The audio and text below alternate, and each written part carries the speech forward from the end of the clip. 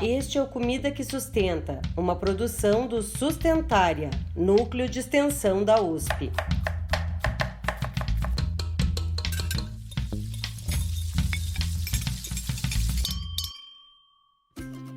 Olá! Seja muito bem-vinda e muito bem-vindo ao nosso Encontro Sustentária. Pode chegar, sente e fica à vontade. Meu nome é Pamela de Cristine e está começando o 5º episódio principal da 3ª temporada do Comida que Sustenta, o que significa que já estamos na metade da temporada. Sim, mais uma vez o tempo está voando. Então, para aproveitá-lo da melhor forma, vou convidar minha companheira de apresentação de hoje, que é a já conhecida e queridíssima Mariana Rasioeira. Oi, Mari! Oi, Pan! Oi para todo mundo que está ouvindo a gente, que bom estar de volta. E se você tem acompanhado essa temporada, você já sabe que temos tido várias vozes de dentro do grupo do podcast nas diferentes séries de episódios que estamos lançando semanalmente, e também diversas vozes de dentro do Sustentária como convidadas dos episódios principais. E além disso, você também já deve saber que essa temporada está sendo embalada pelas reflexões geradas a partir do estudo do Índice Multidimensional para Sistemas Alimentares Sustentáveis, o MISPS. Nele, pesquisadoras do Sustentária encontraram características comuns aos sistemas alimentares de diferentes regiões do Brasil, que seguem mais ou menos a divisão geográfica do nosso país. Se você não está sabendo de nada disso, te convido a voltar aos episódios anteriores para entender melhor. Mas também deixo avisado que, caso você não tenha ouvido, isso não te impede de compreender a nossa conversa de hoje, que será sobre os sistemas alimentares da região Nordeste, abordando suas fortalezas e fragilidades a partir dos resultados do estudo do INSS, mas especialmente a partir do olhar dos nossos convidados, que são pesquisadores atuantes na região Nordeste. Então, bora apresentá-los, Mari? Com certeza, Fã. Eu já começo pela nossa convidada interna, que é membro do Grupo de Alimentação Brasileira Mandioca. Ela é graduada e mestre em nutrição pela Universidade Federal de Alagoas, a UFAL, professora do Instituto Federal de Educação, Ciência e Tecnologia de Alagoas e doutoranda em Ciências Tecnológicas Alimentares e Nutrição pelo Centro de Biotecnologia e Química FINA, CBQF, da Universidade Católica Portuguesa. Entre seus temas de interesse estão sistemas alimentares sustentáveis, alimentação infantil, segurança alimentar e nutricional. Ela é a querida Évila Ferro. Seja muito bem-vinda, Évila! Muito obrigada, eu estou muito feliz de estar aqui participando do podcast e de ser membro, né, de ser da casa, vamos dizer assim, membro do Sustentária. Muito feliz pelo convite e por estar aqui com vocês. E o nosso segundo convidado de hoje é o Fábio Araújo, que é graduado em nutrição pela Universidade Federal do Rio Grande do Norte, a UFRN, onde hoje atua como professor adjunto e lidera o grupo de estudos e pesquisas em gestão institucional e políticas públicas. Ele possui mestrado e doutorado em administração pela mesma instituição e entre seus temas de interesse estão planejamento público, participação social e alimentação para coletividades. Seja bem-vindo, Fábio. Oi, pessoal. Obrigado pelo convite, né? É uma satisfação estar aqui com vocês. E parabéns pela iniciativa do podcast, né? Fico orgulhoso de estar podendo contribuir de alguma forma. Prazer conhecê-las e satisfação. Então, para abrir o nosso bate-papo, como a gente gosta, eu vou começar perguntando para cada um de vocês. Como que vocês chegaram até aqui? Évila, podemos começar com você. Bom, eu sou nutricionista, né? E eu fiz o mestrado em nutrição com área de concentração em epidemiologia dos agravos nutricionais. E estudei aqui, né, no contexto de Alagoas, do semiárido alagoano, a transição nutricional. Né? Eu fiz o mestrado aí já tem uns aninhos. E aí, nesse contexto, eu peguei eu fiz essa fotografia desse momento que Alagoas, né, que também se reflete para o Nordeste, que foi o período dessa redução da desnutrição e o aumento das doenças crônicas e obesidade. E aí, depois do mestrado, eu me integrei ao Conselho Estadual de Segurança Alimentar e Nutricional, passei ali 4 anos, né, fazendo essa, vamos dizer assim, fiscalização das políticas públicas de segurança alimentar e nutricional. E depois eu ingressei como professora no Instituto Federal, onde estou até hoje. E no Instituto Federal, aí eu me voltei mais para a área de ciência de alimentos. Mas, assim, eu queria juntar, né, fazer uma conexão entre essas áreas. E aí encontrei nesse estudo dos sistemas alimentares essa conexão, né, que está tudo ligado. E aí, atualmente, eu estou fazendo doutorado e estudo a importância do consumo das leguminosas para a sustentabilidade dos sistemas alimentares. E, desde o ano passado, eu sou mentora do Sustentário. Muito orgulho. Foi isso. Essa é a minha trajetória para chegar aqui até esse caminho de estudo de sistemas alimentares. Quanta experiência maravilhosa, Évola. E agora, Fábio? Então, acredito que o meu percurso na nutrição sempre foi marcado pela afinidade de trabalhar a nutrição com grandes grupos, com coletividades, né? Então, eu atuei um tempo na área técnica de alimentação coletiva e também na docência nessa área, né? A minha formação de pós-graduação, ela foi na área de administração. Então, no mestrado, eu me detive ao estudo dos restaurantes populares. É uma política que aqui no Rio Grande do Norte tem uma grande importância, né? Também em termos quantitativos, ela se diferencia um pouco de outras localidades. Nós temos 56 unidades desses restaurantes aqui no Rio Grande do Norte, é uma política com financiamento estadual. Então, é uma política que é bastante querida por nós, uma política que atinge o público, né, realmente mais vulnerável, uma política que a gente quer ver se aperfeiçoando. E a minha dissertação, ela teve como objeto de estudo uma das modalidades dos restaurantes populares aqui. Na tese, né, que também foi um programa de administração, me concentrei no Bolsa Família. Também um programa que eu tenho uma admiração enorme, sei do impacto, né, dele, enfim, aprofundar estudos nessas temáticas me trouxeram um olhar também mais gerencial para a temática da segurança alimentar. E com isso eu acho que os sistemas alimentares eles são definidos bastante por decisões governamentais. Então, a todo momento, o debate, né, essas temáticas hoje elas também estão presentes na minha área de atuação na pesquisa, né, em projetos sobre o PNAE, o PNAES, né, os programas públicos de alimentação coletiva. Então, a satisfação poder, né, aprender um pouco mais, né, com a trajetória também da Évola, né, da Mariana e da Pâmela, aqui nesse momento. Eu adoro essa pergunta, porque é uma forma da gente conhecer um pouquinho mais de vocês, além daquela descrição formal, assim, de títulos. Então, obrigada por vocês compartilharem um pouquinho da trajetória. E agora que a gente já fez um pouco desse aquecimento, então vou começar com uma pergunta mais específica. E aí, como já citamos, o estudo do Índice Multidimensional para Sistemas Alimentares Sustentáveis, o MIFES, tem sido o nosso farol aqui nos episódios, nessa temporada mais voltada aos sistemas alimentares das diferentes regiões do Brasil. Então, temos falado bastante sobre o método e os resultados desse trabalho.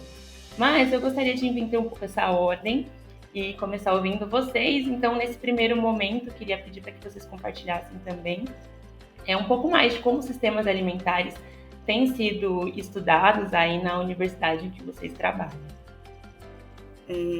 Bom, a minha percepção aqui é que existe a produção, né, de um conhecimento sobre a realidade local, mas essa produção ela é muito isolada ainda.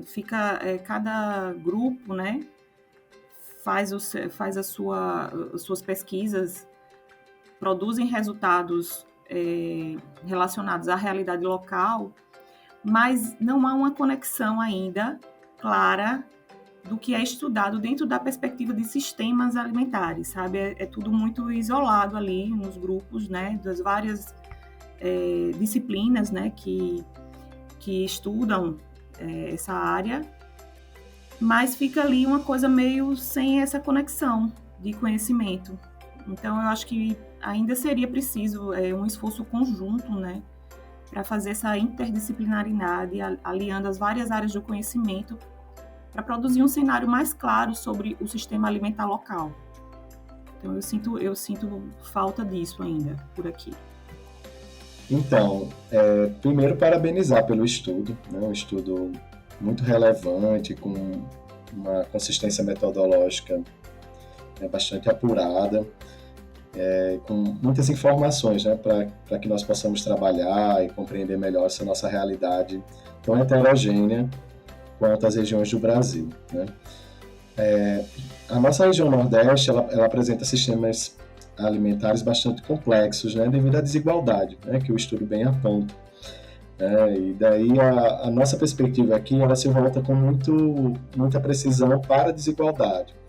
Então, as nossas pesquisas, elas tendem a direcionar um olhar para a implementação de programas públicos que atingem principalmente a população mais vulnerável do nosso Rio Grande do Norte, né? Então, o Rio Grande do Norte tem características de grande concentração de renda, né? Um dos estados do país com maior concentração de renda, e nós temos uma presença de programas governamentais que ajudam os impactos dessa concentração de renda, eles não serem tão danosos quanto já são, né? Então, nós temos uma atenção especial de compreender como esses programas são implementados, quais são as dificuldades, né? Mesmo políticas nacionalizadas, nós temos dificuldade de implementação local, porque muitas vezes nós temos recursos que são diferentes para a implementação desses programas, né? Nós temos um grande contingente de pessoas que precisam desses programas, e com isso também a configuração de implementação ela se diferencia. Então, nós temos conseguido integrar grupos de distintas formações nessas análises, né? Pesquisadores da saúde coletiva, das ciências sociais, da nutrição. Eu, nesse momento, estou lotando um departamento de administração pública e gestão social. Então, é bem interdisciplinar esse trabalho, né? Nós temos bastante parcerias, o nosso grupo de pesquisa com o Lab Nutri, que é uma experiência liderada também, né? Por uma professora daqui da instituição, a professora Michele, e as nossas discussões elas sempre dialogam bastante com os gestores, porque é onde, de fato, nós temos as demandas sempre latentes e que precisam ser ali trabalhadas. Então, nós temos essa tentativa, né, de integrar esses pesquisadores da instituição e os trabalhos que conseguem, os projetos que fazem isso, eles têm resultados bem interessantes, bem exitosos, e uma capilaridade também com a rede de serviços, porque na medida em que profissionais de outras áreas vão participando, eles também conhecem os profissionais da área técnica, as instituições que podem ajudar a compreender melhor a implementação desses programas. Muito bacana ouvir vocês falando sobre essa interdisciplinaridade, a necessidade de olhar para as desigualdades e também a necessidade de estabelecer esses diálogos, né? Como não poderia deixar de ser, trazendo assim novamente, né, os resultados dos estudos do MISPS, foram identificados aspectos muito interessantes em diferentes dimensões dos sistemas alimentares da região Nordeste, com destaque para o menor uso de água e menor emissão de gases de efeito estufa na dimensão ambiental, a maior equidade de gênero no campo na dimensão social e menor custo da alimentação na dimensão econômica. Como que você enxerga esses pontos no Rio Grande do Norte, Fábio? E que outros aspectos positivos dos sistemas alimentares da região você destacaria? Então, esse aspecto eu consegui perceber, né, muita proximidade com os resultados dos estudos que aqui nós temos feito, né? Particularmente o meu grupo se concentra em estudos de implementação, né? Estudos que voltam como esses programas são implementados. Nós temos um contingente, como eu já falei, muito amplo de beneficiários. Para a gente ter uma ideia, o Bolsa Família, por exemplo, ele atinge 36% da população aqui do Rio Grande do Norte. A gente tem outros programas de transferência de renda, como benefício da prestação continuada, o auxílio emergencial, né, durante a pandemia, fora os programas de acesso a alimentos, tanto federais como também locais. Nosso estado ele tem um grande potencial produtivo, né, principalmente de caprinos, de galinhas, de pescado, né, que são itens que eles são do consumo local e que podem ser potencializados em termos, né, de inserção nas práticas alimentares, nos cardápios e principalmente os mercados institucionais, né? Nós temos um escoamento interessante desses produtos nas feiras livres, mas ainda no mercado formal, institucional, a gente tem construído essa ponte, né, os gestores, e através de alguns mecanismos. Pensando no consumo de carne especificamente, a gente, né, sabe que a transição para sistemas alimentares mais sustentáveis, ela demanda também um passo onde esse consumo de carne tem uma maior diversidade de produtores locais, né, quebrando essa hegemonia dos oligopólios da produção de carne. Então, nós temos, por exemplo, a criação de galinhas, que é um sistema extremamente resiliente, é um sistema que não demanda desmate, né? É um sistema onde a gente tem uma equidade de gênero que pode, né, que é bastante oportuna para os cenários onde se tem a criação desses animais, e para o alto consumo, desde a carne até o ovo, né? É uma criação bastante pertinente, interessante para a nossa região, dada a escassez de alguns recursos, né? Como a questão da periodicidade das chuvas, por exemplo, né? Então, nós temos também na área de pescado demandas de diversidade de peixes, né? Além da tilápia, o peixe voador, o pano, que são peixes da região, que nós apontamos, né, junto com os conselhos e todos os gestores envolvidos na temática como de relevância. E na produção de vegetais nós temos uma exportação grande de melão, melancia e mamão, né? A nossa diversidade produtiva. Nas comunidades indígenas nós temos também uma discussão intensa de como essa comunidade pode escoar sua produção, construindo também circuitos, né, de comercialização. Aqui nós temos uma comunidade chamada Amarelão, que é uma comunidade que ela tem, né, a cultura da castanha do caju, né? Então, esse é um produto que tem um potencial de comercialização altíssimo, né? Pode chegar a segmentos diferentes em termos de logística. Então, lógico que essa produção ela também precisa atravessar, né, alguns aperfeiçoamentos com relação à própria produção em si, ao seu escoamento, né? Então, são as temáticas que a gente tenta conversar um pouco. Nós temos um estado com bastante estiagem, né? E com isso nós temos também programas que, ao meu ver, são de baixo custo, mas que eles têm grande impacto em termos de eficiência, né, da produção, principalmente da produção rural. Então, nós demandamos aqui, precisamos sempre, né, do programa de cisternas, que é um programa federal.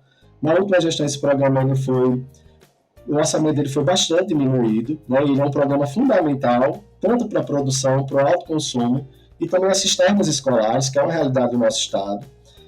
E nós temos também agora um programa estadual de barragens, né, que é justamente de promover essa reserva de água em determinadas localidades com menor frequência de chuva.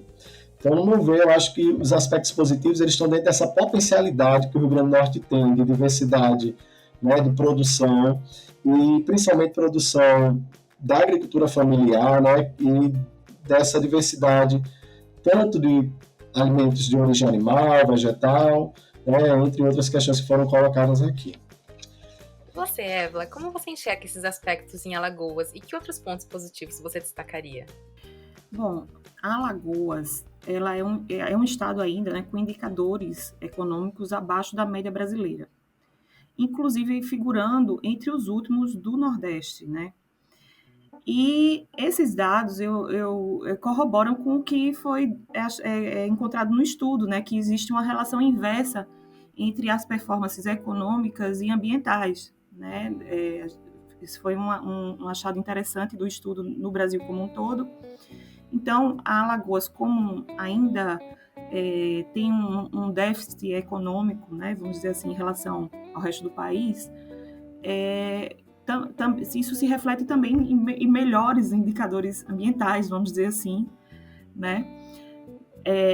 Porque aqui no Nordeste, os sistemas alimentares locais, com a produção artesanal e a forte cultura alimentar, ele ainda resiste, né? Essa lobby das indústrias, essa forte industrialização do sistema alimentar ainda não alcançou os recantos do Nordeste, né, e Alagoas. Então, o grande desafio aqui seria promover o desenvolvimento econômico sem sufocar os sistemas alimentares locais, né? Porque que eu acho que é o grande desafio que se coloca à frente e sem sufocar e, pelo contrário, fortalecer esses sistemas alimentares locais para que você tenha um desenvolvimento econômico com bons indicadores ambientais, né? Então, acho que é uma oportunidade, né, que a gente ainda tem, né, de preservar esses sistemas locais, como bem o Fábio colocou, tem várias redes, né, de produção local, como, por exemplo, a criação de galinhas aqui também, que como ele falou. Aqui nós temos uma parte da produção de leite e derivados, queijos artesanais, né, que é muito forte aqui no interior do estado, existe aí um lobby da indústria para sufocar esses sistemas locais, né? Então, o poder público ele tem que ter políticas para fortalecer esses sistemas locais, né? Aqui, por exemplo, falando com relação à alimentação brasileira, né, na mandioca, que é o grupo que eu participo no Sustentária, a gente tem ainda uma rede de produção aí de farinha, da mandioca, da tapioca, que são todas majoritariamente de pequenos produtores. Então, esses sistemas eles devem ser fortalecidos, né? Mas o desenvolvimento econômico ele precisa acontecer também, né? Sem necessariamente você piorar os indicadores ambientais. Então, fica aí, eu acho que o grande desafio para o próximo período seria esse. É interessante que vocês comentaram um pouco mais sobre a dimensão econômica, ambiental. E aí, por um outro lado, acho que é legal trazer também a dimensão nutricional, onde o estudo identificou uma maior carga de desnutrição, deficiências nutricionais e doenças crônicas na população da região Nordeste. Eu acho que esses dados têm muito a ver com a sua linha de pesquisa, não é, Évila? E eu queria perguntar o que você tem encontrado nos seus estudos, se está de acordo com os dados levantados pelo índice e o que você apontaria como as principais causas. Bom, o Nordeste, né, até 2015, sobretudo nos anos 90 e nos anos 2000, ele apresentou uma queda assim, extraordinária dos índices de desnutrição. Em menor proporção, as deficiências nutricionais também caíram em menor proporção, mas também reduziram. E tudo isso foi impulsionado por um arcabouço, né, de políticas públicas de combate à fome e à pobreza, que eu acho que no Nordeste, assim, o resultado foi potencializado, sabe? Foi uma coisa que talvez nos outros estados da federação não tenha tanto esse impacto quanto teve no Nordeste. Por outro lado, né, as doenças crônicas elas aumentaram, a obesidade aumentou, pois uma população que é vulnerável ela passou a ter acesso amplo a alimentos ultraprocessados, né, que vem desse sistema alimentar mais industrializado e, enfim. Então, foi aí onde aconteceu esse processo, né, de transição nutricional que a gente observou no Nordeste. E, assim, a partir de 2016, 2017 para cá, essas políticas elas foram sendo desmontadas, né? E isso aí refletiu também nos índices de desnutrição no Nordeste e em Alagoas também voltaram a crescer, né? Não voltaram ao que era antes, assim, né? Das décadas anteriores, mas voltaram a crescer e a insegurança alimentar, sim, né? Os índices de segurança alimentar foi que deram essa disparada e corroboram com os achados aí do estudo, né? Que do estudo que foi encontrado aí esse cenário de piores indicadores nutricionais aqui no Nordeste, né? Então, eu acho que a gente tem um desafio aí pela frente, né? Rearticular essas políticas públicas, né, que foram desmontadas para garantir o acesso, né, a alimentos saudáveis, não a alimentos ultraprocessados. Então, é um desafio a mais que se coloca, né, além de garantir o acesso, mas que esses alimentos sejam de sistemas alimentares sustentáveis, né, sejam alimentos saudáveis de sistemas alimentares sustentáveis. Então, é essa a leitura que eu faço daqui do estado de Alagoas, principalmente, do Nordeste como um todo e do estado de Alagoas. E voltando na questão da dimensão social e econômica, também outros problemas chamaram a atenção nesse estudo, que um deles é como a grande pobreza entre trabalhadores do campo e como a renda se relaciona à qualidade da alimentação. Os agricultores também fazem parte da população afetada por má nutrição, por mais contraditório, né, que isso possa parecer, já que eles são os que produzem os alimentos. Então, Fábio, para que a gente não fique preso no diagnóstico desse problema, você pode nos contar um pouco sobre as ações práticas que têm sido desenvolvidas na região, justamente no sentido de propor soluções para esses sistemas alimentares? Sim, Mariana, eu acho inclusive esse um dos pontos centrais, né, para a gente falar dessa conexão da agricultura familiar com o consumo, né? Esses trabalhadores, eles têm uma dificuldade de inserção de seus produtos nos mercados formais, como eu já falei. E daí é importantíssimo como os governos, o Estado, ele possa criar recursos, instrumentos, né, viabilizar essa conexão entre a produção e o consumo das instituições públicas, né? Então, nós temos a importância das compras públicas sustentáveis, que é uma forma onde o Estado tem esse protagonismo, né, de usar parte do seu orçamento para a aquisição de produtos locais, tornando essas aquisições, elas vão agir em uma dupla, né, via de aspectos positivos, né? Ela vai fortalecer tanto a produção local, como também um incremento de renda para esses agricultores, melhorando assim sua condição de segurança alimentar, né, e todas as questões que foram colocadas aqui. Nós temos nacionalmente um movimento, né, que não é recente, ele já data, né, desde da inserção dos 30% da agricultura familiar para a alimentação escolar por meio do PNAE, mas uma intensificação dessa agenda com o programa Compras Institucionais, né, que é um programa que vem se expandindo, principalmente na administração pública federal, e que vem tornando essa realidade das chamadas públicas presentes também na aquisição de alimentos, nos institutos federais, nas universidades. E nós observamos que, do ponto de vista local, essas legislações elas têm incentivado as legislações locais também. Então, aqui no estado, nós temos uma legislação local que se chama PECAFES, que é um programa de aquisição de gêneros da agricultura familiar no orçamento de aquisição de alimentos do Estado, e esse percentual ele faz com que essa produção local, por meio das chamadas públicas, ela possa atingir restaurantes populares, hospitais públicos, ela possa também estar presente dentro de LPIs, unidades militares, unidades prisionais, ou seja, em todos os espaços onde se produz alimentos com recursos públicos. Então, que esses recursos sejam priorizados para que esses produtores possam se inserir nesse mercado formal, que é um mercado que apresenta uma estabilidade maior em termos de remuneração, né, em termos de periodicidade de compra, né, além dos outros canais de escoamento que são extremamente legítimos, como as feiras livres e o próprio autoconsumo.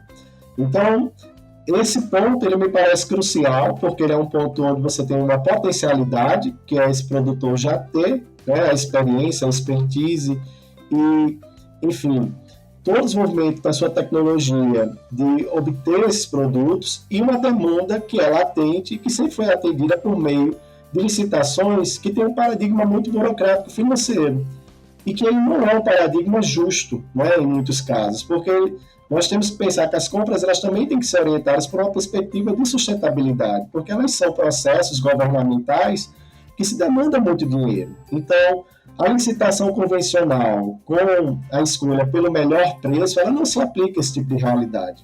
Nós temos realidades de instrumentos que devem ser fortalecidos, como a chamada pública, que possam trazer o pequeno produtor em condições de concorrência, né, de forma mais igualitária.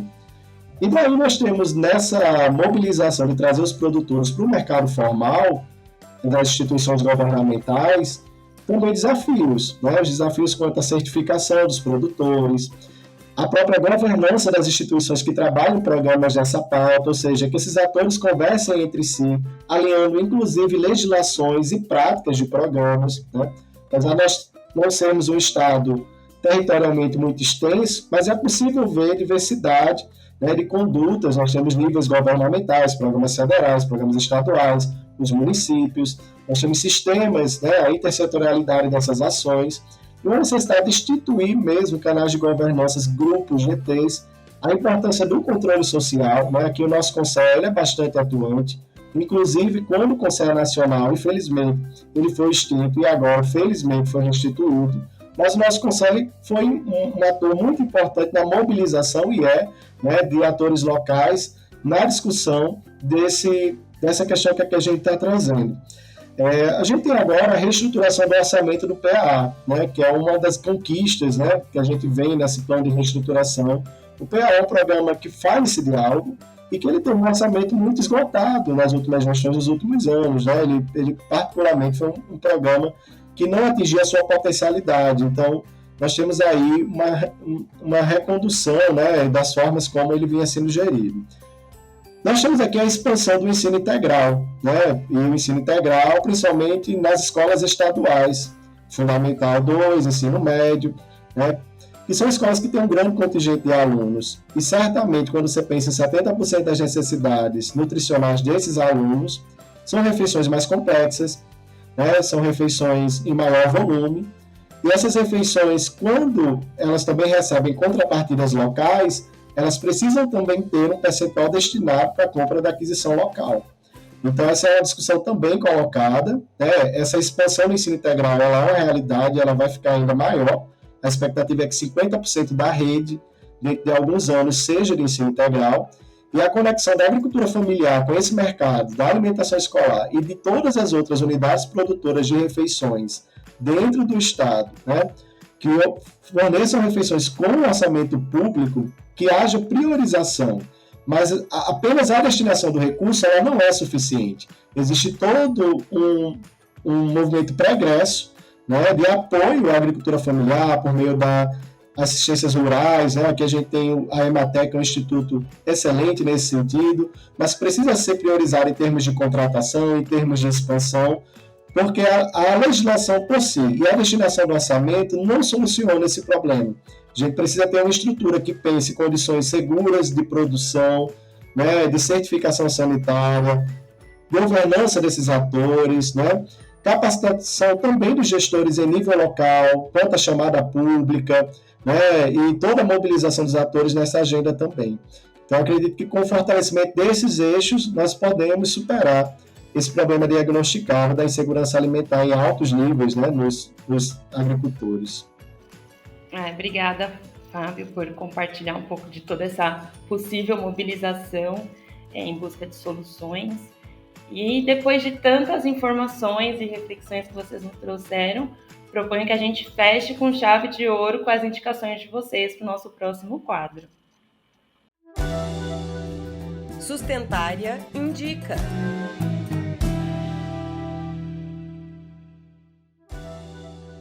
O quadro que já virou um dos pontos altos do nosso podcast, né? Fábio, o que você separou para indicar para a gente hoje? Olha, eu escolhi um documentário e uma série que está no YouTube, tá? O documentário era um documentário chamado Eleições, é um documentário da Alice Riff. Ele retrata uma eleição de grêmio estudantil numa escola pública em São Paulo. É um documentário que fala bastante da necessidade de participação social e também da própria construção da cidadania, né, durante o processo formativo. Eu acredito que todos os problemas que nós discutimos, eles também estão ali sempre ligados à demanda de controle social, da gente se tornar mais crítico com relação às demandas, né, dos problemas públicos, se pertencer mais a eles. E daí esse documentário está acessível no Cultura em Casa, né? Então, culturaemcasa.com.br, vocês podem acessar o documentário Eleições, que é um documentário, inclusive, bem divertido. Documentário, particularmente, eu acho que ele é bastante instrutivo em termos de a gente perceber as sutilezas, né, de como a gente se vê enquanto cidadão, se vê enquanto representante, se vê enquanto pessoa que vota, né, e de escolhas governamentais. E a minha outra indicação é a série Nova Flix, né, promovida pelo Genova, da ENAP, que é a Escola Nacional de Administração Pública. São 11 episódios com diversos gestores. Episódios que tratam também de segurança alimentar, porque abordam programas públicos de segurança alimentar, sobre a ótica da inovação no serviço público. Então, ela está disponível no YouTube, no canal da ENAP, e se chama Nova Flix. Né? Então, essa série sobre inovação, ela tem um aspecto muito prático também no convite com os gestores, e acredito que é uma boa pedida para pensar ideias que possam também transformar, né, a nossa realidade nas localidades onde atuamos. Quanta dica boa, já tô aqui, já tô anotando aqui pra assistir, já tô com vontade de ver todas as suas sugestões. Obrigada, viu, Fábio? E você, Évila, o que você gostaria de sugerir pra gente? Bom, eu vou puxar a brasa para minha sardinha, tá?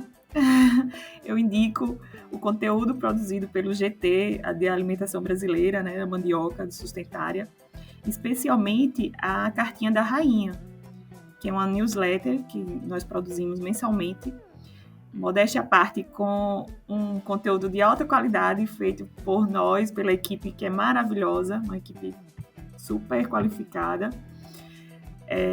E ela traz muita informação interessante assim, sobre os sistemas alimentares da mandioca, né, baseados na mandioca, que são tipicamente brasileiros e também nordestinos, né? Então, eu indico que vocês acessem aí o site do Sustentária, entre lá no GT Alimentação Brasileira e se inscreva para receber a nossa Cartinha da Rainha. Eu vou falar que a gente coloca no roteiro sempre uma indicação a mais aqui nossa, baseada nos nossos convidados. E aí, no episódio passado, o Alisson roubou minha indicação. Hoje, Évila roubou minha indicação de novo. Eu não vou mais indicar vocês. Que era justamente a Cartinha da Rainha, mas vou aproveitar e indicar o e-book Memórias da Mandioca, que também está lá no site Sustentária, na parte do GT de Alimentação Brasileira Mandioca. E é produzido por esse grupo maravilhoso e dedicado à nossa rainha mandioca. Eu concordo plenamente com as indicações, Pam. Mas agora, infelizmente, já é hora de despedir dos nossos convidados. Évila e Fábio, muito, muito, muito obrigada pelo interesse, pela disponibilidade de vocês. Estar hoje aqui com a gente, fazendo esse episódio maravilhoso que a gente aprendeu tanto. Muito, muito obrigada pela participação de vocês. Eu que agradeço pelo convite. Satisfação, gente. E aí, bora cozinhar? Como vocês já sabem, agora é hora da receita cuidadosamente trazida pelo grupo Vivências Biodiversas, que está nos brindando com as receitas mais apreciadas por quem nos acompanha nas redes sociais ao longo dos 10 anos de Sustentária. E seguindo nossa lógica, além de estar no top 10 de receitas do Sustentária, a receita de hoje é marcante na cultura alimentar do Nordeste, mais apreciada Brasil afora. E eu já vou deixar a Giovana Camargo trazer os detalhes. Para fazer a cocada de cupuaçu, você vai precisar de 3 xícaras de açúcar, 2 xícaras e meia de coco ralado e 500 gramas de polpa de cupuaçu. Se você estiver usando a polpa congelada, pode descongelar na panela mesmo. Vai mexendo para a polpa não queimar. Acrescente o coco ralado e misture bem. Depois que o coco estiver bem incorporado à polpa de cupuaçu, acrescente o açúcar. Acrescente o açúcar aos poucos para facilitar. Depois do açúcar derreter, o líquido vai secando aos poucos. Você deve mexer por aproximadamente 20 minutos até a cocada soltar do fundo da panela. Depois transfira para um refratário ou para um tabuleiro. Deixe esfriar e pronto. Você pode cortar e decorar com coco para servir. Esperamos que você tenha gostado demais dessa receita tão cheia de significados. E como a minha amiga Ana Lúcia Romito sempre lembra nos episódios Eco, nós adoramos saber o que você está achando dessa temporada. Então, fale conosco a partir da ferramenta digital que for mais conveniente para você. E agradeço por isso e também deixo um agradecimento especial a todas as pessoas que estiveram com a gente hoje, nos bastidores, nas entrevistas. E se você ainda não ouviu algum episódio das nossas temporadas anteriores, saiba que todos estão disponíveis no nosso site, no Spotify, na plataforma Orelo, no Google Podcasts, e a novidade dessa temporada é que também estamos no YouTube com formato de vídeo. Os links estão aqui na descrição, corre lá para explorar, não deixa de seguir os nossos perfis e assim acompanhar todas as novidades. E fica de olho para não perder os nossos próximos episódios desse mês. Teremos ainda 2 episódios da série Explica e um da série Eco, com muita informação fundamental para desvendar e compreender melhor os sistemas alimentares. E sempre de alguma forma relacionadas com o episódio principal, que foi esse de hoje. Então te esperamos na terça-feira que vem. Até lá! O Comida que Sustenta é uma produção do Sustentária. Para ouvir todos os episódios, nos siga no Spotify, Orelo ou acesse sustentaria.com.br. Quem coordenou essa produção foi a Nadine Marques. Apresentação de Pamela de Cristine e Mariana Raziueta. O apoio à pauta, roteiro e pesquisa foram de Nadine Marques, Mariana Raziueta e Pamela de Cristine. A curadoria de receitas foi do grupo Vivências Biodiversas e de Daniele Freitas. A edição de Mariana Ting e as trilhas sonoras Sonoplastia de Daniela Viana e Fernando Curaine. Os materiais de divulgação são de Clarissa Taguchi e Catarina Cruz. O Sustentária é o núcleo de extensão da USP, idealizado e coordenado pela professora Aline Martins de Carvalho, do Departamento de Nutrição da Faculdade de Saúde Pública da USP.